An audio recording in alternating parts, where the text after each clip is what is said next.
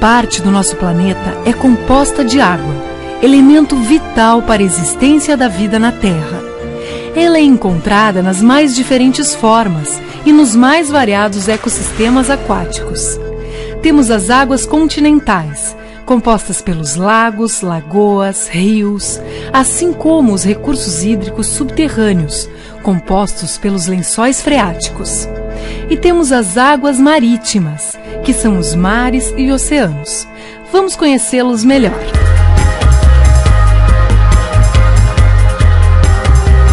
Os oceanos são os mais extensos e profundos corpos de água salgada. Eles funcionam como reguladores do clima do planeta. Os mares são porções dos oceanos em estreito contato com os continentes.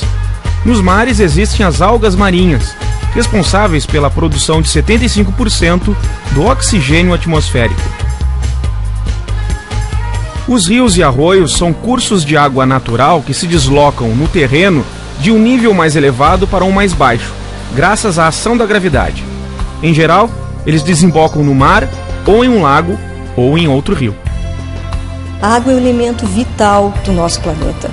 Ele é tão vital que, de todos os outros planetas do Sistema Solar, o planeta Terra é o único que tem a água em condições ambientais nos 3 estados físicos da matéria. Isso é fundamental para que as condições climáticas possam acontecer no nosso planeta. Os lagos são formados pelas águas que se acumulam nas depressões do terreno. Podem estar isolados ou ter um ou mais rios afluentes. Os lagos localizados na costa são geralmente denominados de lagoas e possuem dimensões e profundidades menores que os demais lagos. Quando uma lagoa tem uma comunicação direta com o mar, é chamada de laguna. Os banhados, também chamados de pântanos, brejos ou charcos, formam-se em depressões do terreno e apresentam água durante todo o ano, pois neles a água subterrânea aflora. Estes ambientes funcionam como reguladores do nível das águas de rios e lagoas. A água, para mim, é uma referência de vida. Eu me sinto muito bem quando estou perto de um rio, de um lago ou de uma nascente, porque ali existe vida.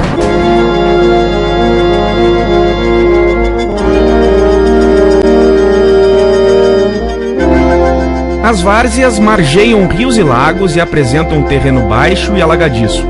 Correspondem também ao leito maior de um rio, ou seja, a área que periodicamente o rio ocupa nos seus períodos de cheia. São naturalmente muito férteis devido ao material depositado pelo rio ou lagoa após o período das cheias.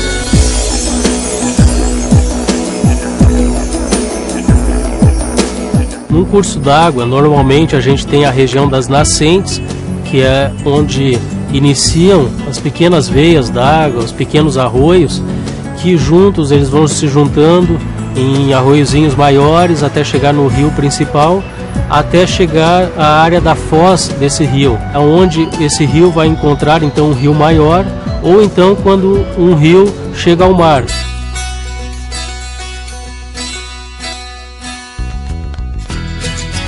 São muitas águas diferentes e todas muito importantes para a preservação e manutenção da vida no nosso planeta.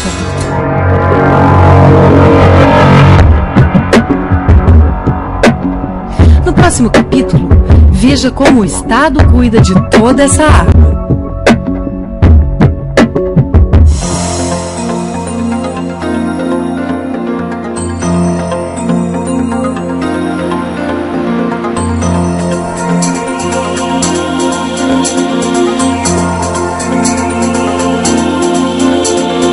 A Organização das Nações Unidas, a ONU, lançou e divulga os direitos universais da água.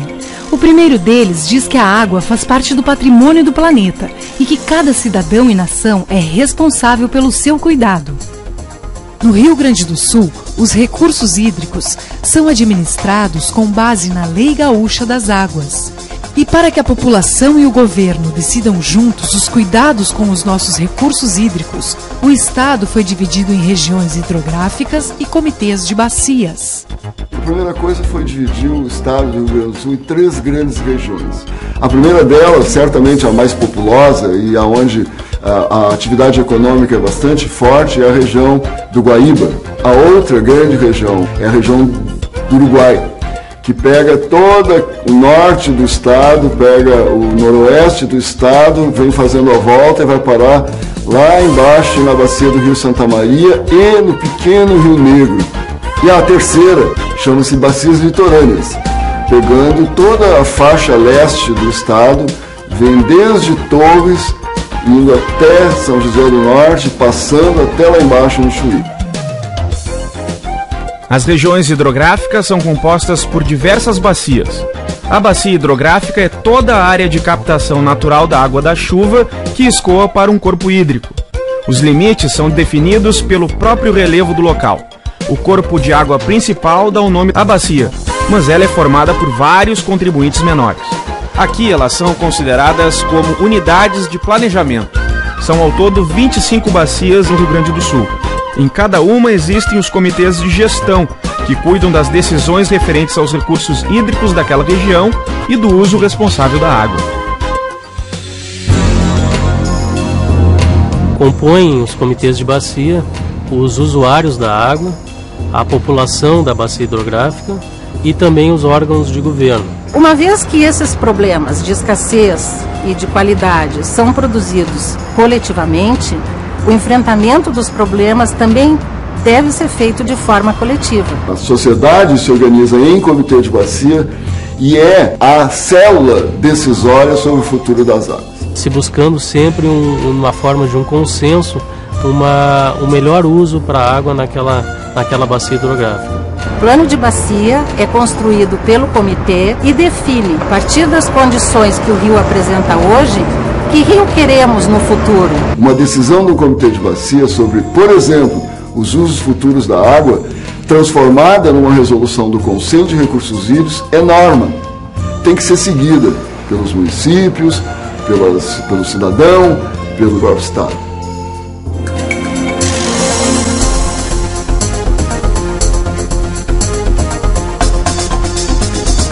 A partir de agora, vamos percorrer cada uma dessas regiões e conhecer um pouco mais das águas do Rio Grande do Sul.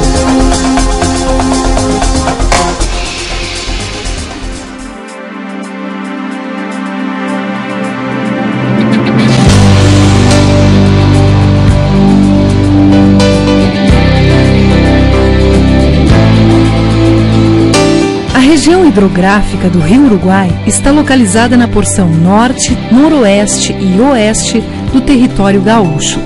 Compreende cerca de 45% da área do estado. São 228 municípios e 11 bacias que estão nesta região.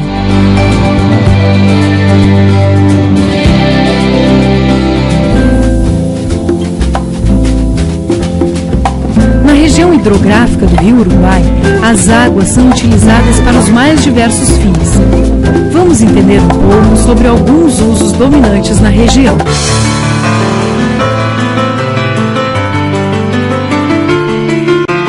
A suinocultura é uma importante atividade pecuária do nosso estado e na região é essencial na geração de renda para muitas famílias.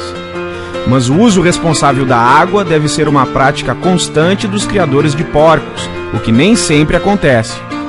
Os dejetos dos animais, se não forem tratados com cuidado, poluem o solo e a água.